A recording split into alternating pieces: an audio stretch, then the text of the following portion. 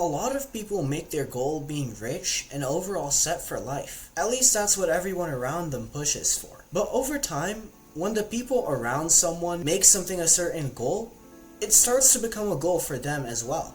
And at first it makes sense, because who wants to be in debt their whole life? But the problem is, if you only pursue being rich, then you aren't really able to contribute anything to the world. There are all sorts of ways to earn money in this world, but not all of them will fulfill you personally. There's some that are harder, there's some that take longer, and there's some that are going to be just really competitive. But most people build their life around the traditional path, which is school, and then college, and then stable job, which honestly isn't even guaranteed anymore. But for the people who go down that path and are actually successful, even if they end up with a good job, I quite honestly don't really see what they'd be doing. I just feel like that is the most reliable path to income rather than the most meaningful path for themselves. And it's not like the reliable path to income is bad, but those two aren't the same thing. There's a lot of people who look like they have great lives from the outside. They have a job, they're earning money, and they're stable, but when they actually look at their life, it's like, what did they build?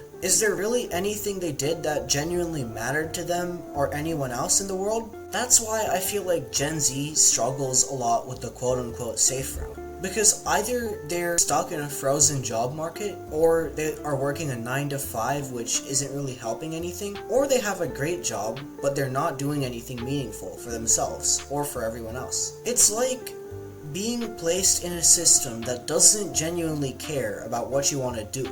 It just expects you to function inside of it. And honestly, many of the people who go down this path end up becoming millionaires by the time the prime of their life is gone, which is honestly a little disappointing. Any of these people can afford to go on vacations and live life and all, but the problem is that they're not really contributing anything new that the world doesn't have, anything that no one really talks about but everyone could actually use. And for the people who make money their main focus at 18 or 19, they could be like 47 years old the next thing they realize and have no real connection to everything they've done. That's pretty much the definition of midlife crisis. So if you're still in your teens right now and trying to figure out a plan with life, don't think about what path you'll go down.